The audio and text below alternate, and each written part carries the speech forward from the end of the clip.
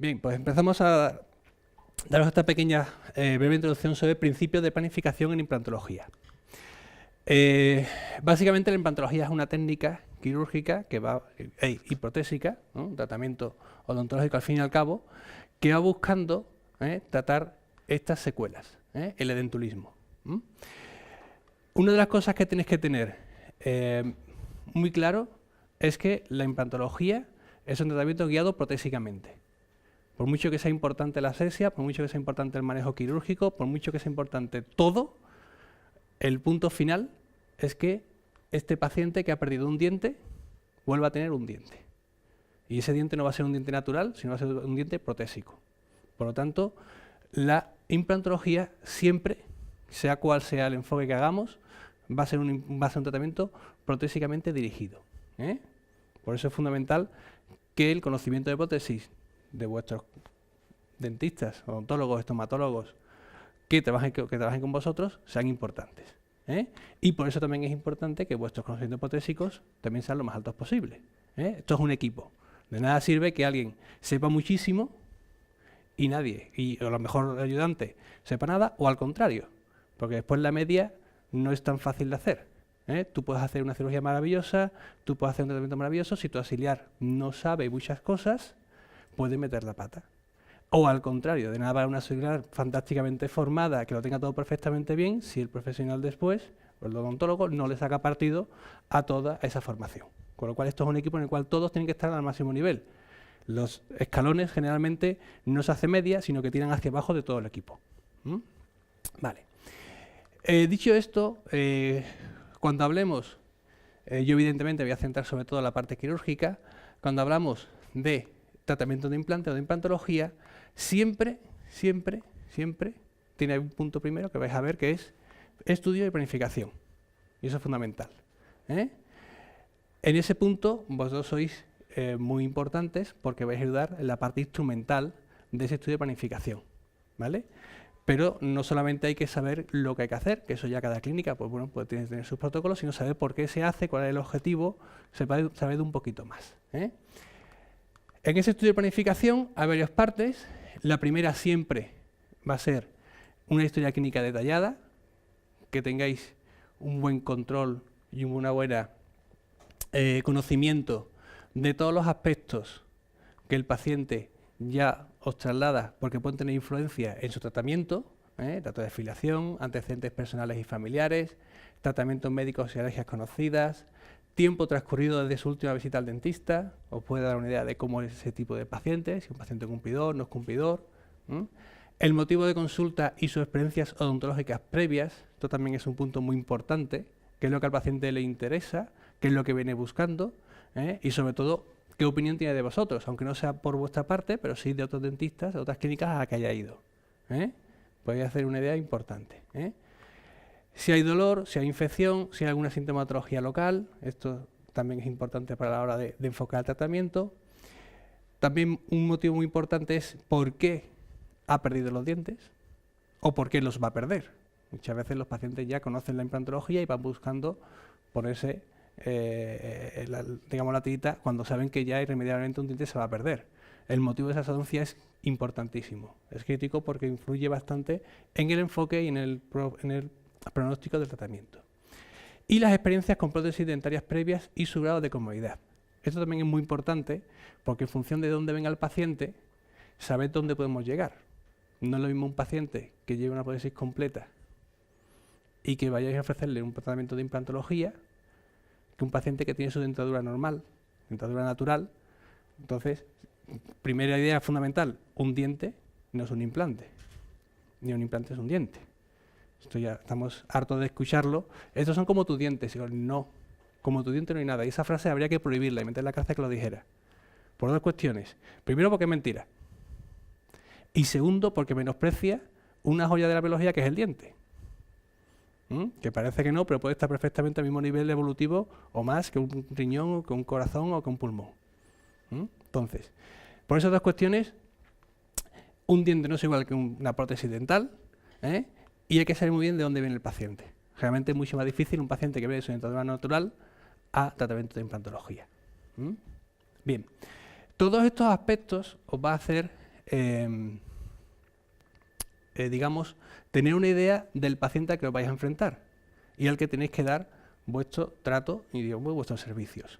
Hay aspectos, digamos, que van a ser más clínicos, que van a ser más de orientación para el dentista a la hora de la parte asistencial pura y dura, y otros aspectos más psicológicos que sí tendréis que trabajar todo el equipo, incluido también a vosotras, ¿no? Cómo hablar con el paciente, lo que al paciente le preocupa, dónde puede tener dudas, etcétera, etcétera, etcétera.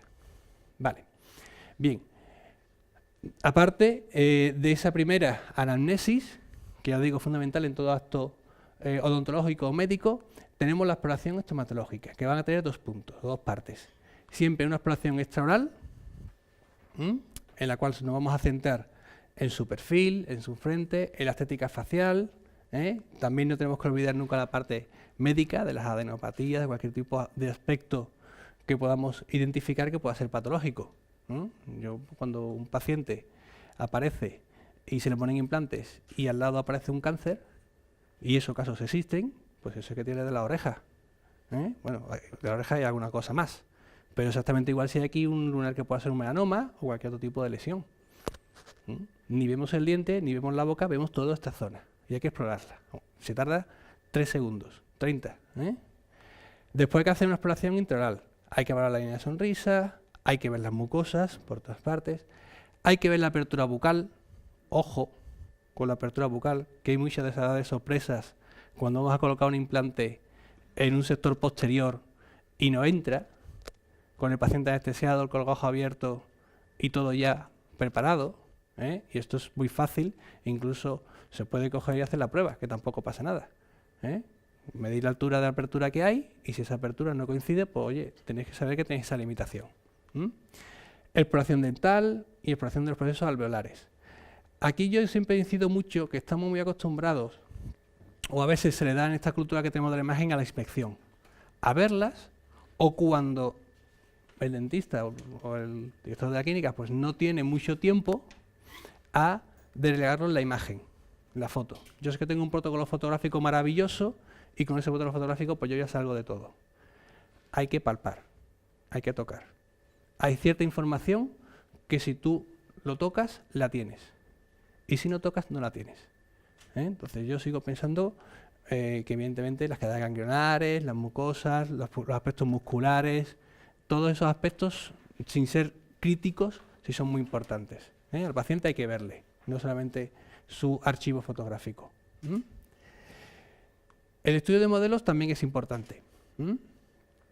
Una vez que tengamos esta exploración, que se tiene que hacer con el paciente en el gabinete, y ya digo, tocando, tenemos que hacer eso que decíamos anteriormente. De nada sirve de empezar, porque la implantología es un tratamiento básicamente dirigido, y no hacer técnicas de planificación, digamos, creada por protesistas, por escuelas protésicas, en la cual se pone de manifiesto o son los entornos adecuados para hacer esa planificación. Entonces, el estudio de modelos es fundamental. Aquí tenéis un montaje de una paciente en un articulador semiajustable, en la cual pues, se ve perfectamente cómo es la oclusión, el espacio que tenemos, la oclusión de un lado, la oclusión del otro, aspectos que no podemos ver con el paciente delante, podemos tener tiempo para pensar, etcétera, etcétera, etcétera. Otro aspecto fundamental, aparte del estudio protésico, aunque todo debería de integrarse, es el estudio radiológico. Aquí también hay mucho protocolo que intenta suplir el uso de las neuronas. Gente que a todos sus pacientes les mandan un CBCT. Bueno, no es que esté mal en ese sentido, pero muchas veces se están matando moscas a cañonazos.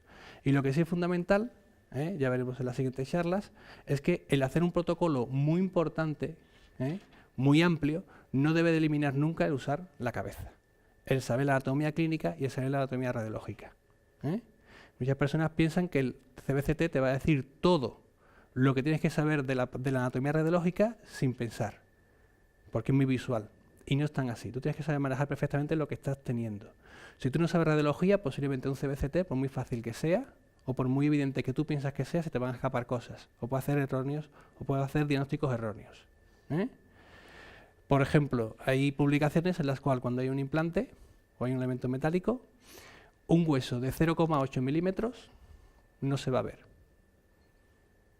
0,8 milímetros es casi 1 milímetro.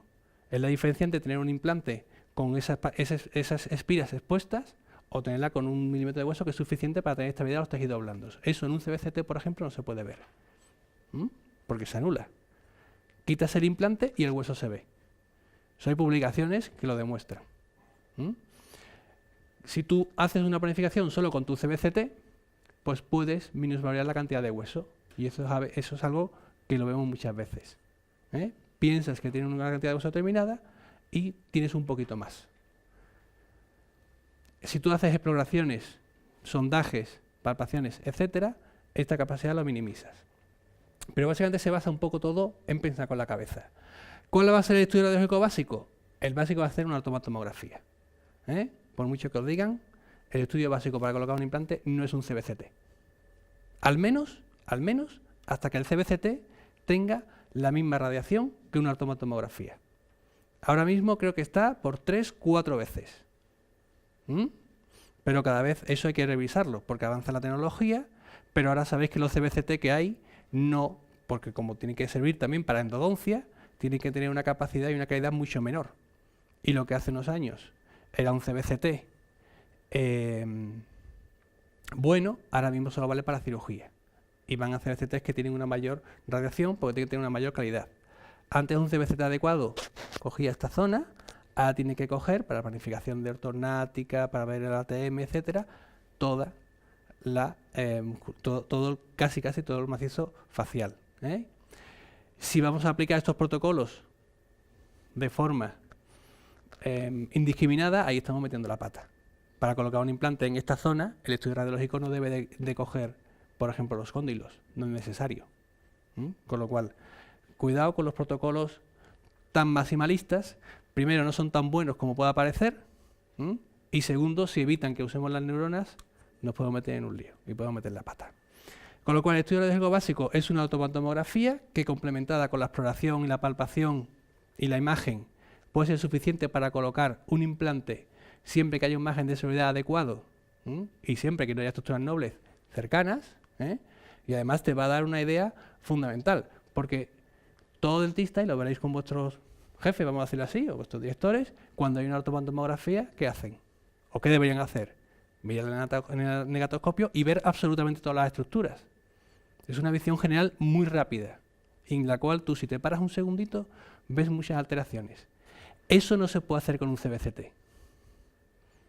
Tú haces un CBCT de toda la boca y un CBCT, habéis pensado, cada uno introspectivamente, no hace falta que me respondáis, ¿habéis visto cuando alguien ve un CBCT si mira todo y cada uno de los aspectos de la arcada?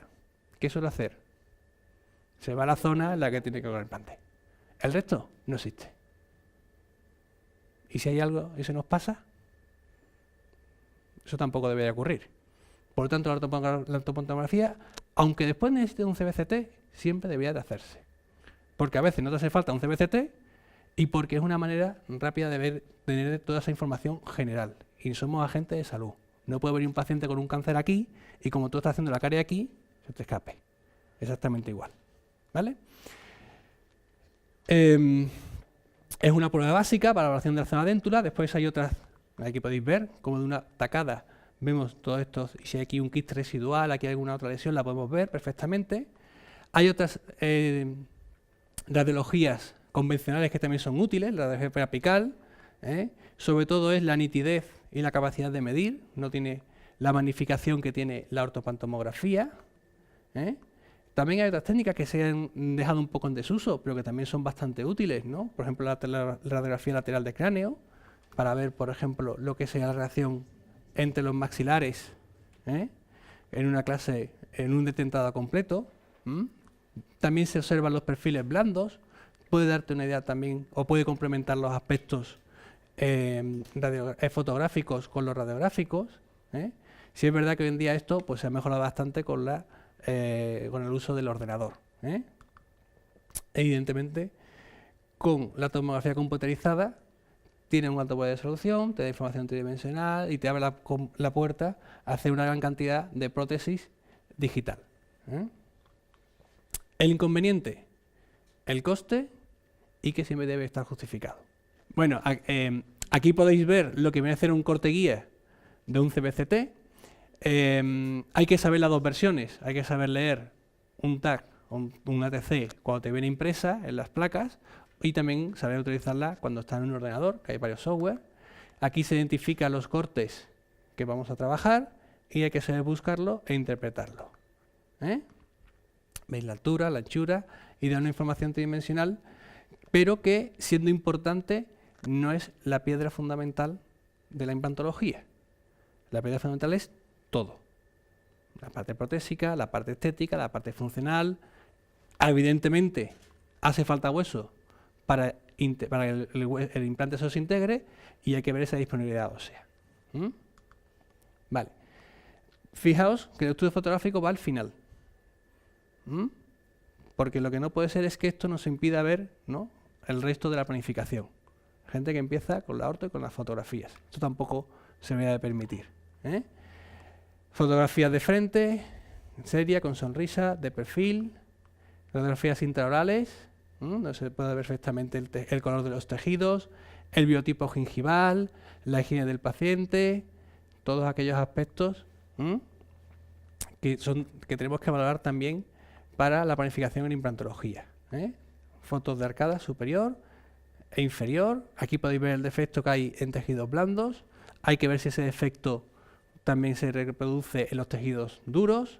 Si no hubiera defecto, pero si hubiera tejido duro, sería una situación distinta. Línea media, veis que está un poquito desviada, etcétera. Aquí podéis ver. Todos estos datos son fundamentales, pero lo mejor es verlo en el paciente y dejar esto para posteriormente hacer su planificación. Un aspecto que digamos que también es importante, pero que se deja un poco a la valoración del caso, es el uso de férulas quirúrgicas diagnósticas. Por ejemplo, en un caso de este paciente, por ejemplo, sí sería muy interesante hacer una férula diagnóstica. Que se puedan hacer férulas virtuales, hacer un encerado dentro del ordenador, ver cómo se relaciona ese ordenador, ese encerado virtual con el hueso disponible y con los tejidos blandos. Si no, siempre podemos hacer técnicas más convencionales. Esta fase, por ejemplo, en un cuadro posterior puede ser o no necesaria, aunque siempre es aconsejable. Hay otro tipo de prótesis, mientras mayor sea el número de dientes que faltan, que no es que sea aconsejable, es que ya es completamente necesario. ¿Vale? Bien. Todos esos aspectos, vamos a avanzar un poquito más, se deben de integrar, y esto es una pequeña clasificación que yo os traigo, para rápidamente veáis un poco cómo todos estos puntos que hemos ido viendo rápidamente, ya digo que las series de principios, cómo se integra en la dificultad o en el enfoque que vamos a hacer con respecto a un caso de implantología. Esta es una clasificación muy sencilla, que son 10 puntos, con 3 apartados, ¿no?, el típico esquema de semáforos, verde, amarillo y rojo. Y vais a ver cómo rápidamente muchos de los aspectos que hemos estado viendo los vais a asignar fácilmente a una categoría o a otra. Lo bonito de este tipo de clasificaciones, si se utiliza adecuadamente, es que te puede guiar mucho a la hora de enfocar el plan de tratamiento de un paciente. Y también de dificultad. Por ejemplo, el riesgo sistémico es ausente cuando el paciente está sano, no tiene ningún problema. Sería moderado cuando hay algún tipo de patología, que ahí tendremos una charla del doctor Guillermo Machuca, muy centrada en este tipo de patologías sistémicas, o puede ser alto cuando, por ejemplo, hay algún tipo de contraindicación que deba ser trabajada. Por ejemplo, no sé si estáis al día, pero por ejemplo el déficit de vitamina D en el suelo sanguíneo se ha relacionado con la falta de desintegración. Cuando se identifica el implante no hay que colocarlo, hay que primero corregir esa deficiencia y después se coloca. Eso sería un caso típico de un riesgo alto que se puede trabajar. Línea de sonrisa, pues evidentemente una sonrisa baja, que eso lo presenta las coronas. Esto es una delicia y una maravilla, porque te va a permitir no hacer las cosas mal, sino tener cierto margen de trabajo. Una sonrisa media es aquella que va a presentar las papilas, y hay que trabajar por intentar que esas papilas sean naturales. Y la sonrisa alta, que sería el riesgo estético más alto, es cuando no solo enseñamos las papilas, sino también el arranque del diente. Aquí podéis ver cómo resultados estéticos por no haber trabajado correctamente o por no haber tenido en cuenta estas situaciones. Otro aspecto sería el biotipo. Sabéis perfectamente que los tejidos responden de forma distinta a la cirugía con o sin sutura. Ahí tenemos hay distintos tipos de biotipos. El biotipo grueso, que nos va a entrar a definir sus características, el intermedio y el fino, pero sí sabed que el biotipo fino pues, es más propenso a que hubiera recesiones o problemas mucogingivales en el postoperatorio. Debe ser tratado con más cariño, por eso está en rojo en este punto. La demanda estética que nos traslada el paciente también debe ser valorada. No es lo mismo un paciente que está preocupado solo por comer y que le da igual y que tiene 70 años, pero no porque tenga 70 años, sino porque dice, bueno, yo ya no tal, que una persona, una chiquilla, un chiquillo de 18, 20, 22 años, que, oye, esto le va a importar bastante. La teología de la extracción también es fundamental. El caso más favorable sería una agenesia o porque un diente se ha fracturado sin que hubiera ningún tipo de lesión, vamos a decir, infecciosa. Este sería el caso más favorable porque el hueso no está afectado, aunque el diente esté mal. El siguiente, el amarillo, ¿no? Sería una lesión endodóntica, generalmente crónica, porque en esta zona, o en este caso, aunque hubiera lesión del hueso, pero estaría alejada de la parte más crestal, que es la que es más crítica para el resultado estético del paciente, del implante, ¿no? Del tratamiento. Y el peor situación sería una infección aguda, porque nos obligaría a eliminar el diente y esperar que se resuelva, o una infección periodontal, porque aquí sí estaremos hablando de que el hueso cristal es el que está más afectado. Aquí lo veis, perio rojo. El diagnóstico de la infección, pues evidentemente también lo hemos adelantado. Si es aguda, pues estaríamos en una situación también difícil. La estabilidad de los tejidos duros también es valorable. En la parte de los tejidos blandos se haría valorando el biotipo. En la parte de los tejidos blandos se haría midiendo la anchura de los tejidos fundamentalmente vestibulares, que son los más sensibles. Aquí, por ejemplo, podéis ver una tabla finísima que si no hacemos nada, muy posiblemente cuando coloquemos el implante, durante el proceso de cicatrización, esto se va a perder. Podemos tener, si colocamos el implante parametrizado, aquí hueso, pero esta situación de hueso inicial o vestibular la vamos a perder y vamos a tener una pérdida de volumen a este nivel si no hacemos nada. Por eso es importante que cuando se identifique este grosor hay que tener preparado regeneraciones, preservación alveolar, etc. Aquí tenemos un tamaño de cresta un mayor, entre 1 o 2 milímetros, más estable, y por supuesto aquí no hay que hacer absolutamente nada. Esto tiene una estabilidad de hueso magnífica. Dos últimos aspectos que valorar para integrar un poco la dificultad de los casos, los puntos que hemos visto en la planificación. El PES y el WES inicial. El PES y el WES, básicamente, si no conocéis esta sigla, es el Pink Aesthetic Score y el Wide Aesthetic Score. Es una valoración estética tanto de la estética rosa, tejidos blandos, como de la estética blanca, del diente. Mientras más alto es, mientras más alto es este valor, digamos que más estándares estéticos cumple. Digamos que el diente perfecto tendría un 10 en la estética rosa y la estética blanca. Mientras que un diente que haya perdido las papilas, haya tenido recesión, pues empieza a incumplir criterios y tienes una valoración menor. Fijaos que es lo contrario. Mientras más alto, vosotros diríais, uff, voy a poner un implante en este diente que tiene una valoración estética altísima. Esto es súper complejo. Es complejo y no deja de ser complejo. Pero es más fácil mantener los tejidos que tenemos que regenerarlos o recrearlos. Es difícil cuando tú eliminas un diente mantener las papilas en su sitio, pero mucho más difícil es crear papilas cuando el diente se perdió hace 3 años. Por eso, la valoración es, evidentemente, todos los casos edéntulos tienen 0 y 0. Mientras más adecuado sea el entorno de los tejidos blandos y duros, más fácil será llegar a este nivel. Y después el tipo de provisionalización. La peor, sin duda, son las prótesis removibles o no prótesis. Siempre tenemos que intentar, dentro de lo posible, usar prótesis fijas implantosoportadas, que son las que más nos van a ayudar a mantener estos tejidos blandos y duros. Si esto no es posible, se pueden utilizar puentes tipo Maryland, que son dentro soportadas, pero son fijas, y solo en el caso de que no sea posible usar prótesis removibles o no usar prótesis, porque sí que no nos van a ayudar a conformar esa anatomía que queremos mantener. Me he saltado uno de los aspectos, que es el ISI vertical de la tabla vestibular.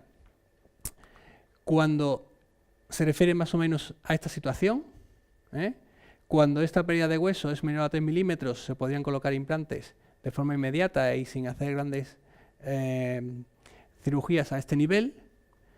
Cuando estamos en estas dos situaciones, aquí tendríamos que regenerar para que este hueso estuviera más alto, y aquí es inviable colocar implantes. Así que hay que hacer una regeneración ósea previamente y después colocar el implante, ¿no? Esto es un aspecto, me lo he saltado de aquí a aquí, que también tendría que comentar. Fijaos, esto es la expresión del Press West y eso es un Maryland, ¿vale? Es algo que nos va a ayudar poco a conformar los tejidos. Sería más interesante una prótesis que emergiera directamente del implante, pero siempre es mejor que llevar, por ejemplo, un parcial que estuviera presionando esa mucosa y que estuviera limitando el crecimiento de los tejidos blandos, ¿vale? Todos esos aspectos os pueden dar una idea de la complicación y os puede también servir de guía para los distintos tratamientos que se pueden escoger.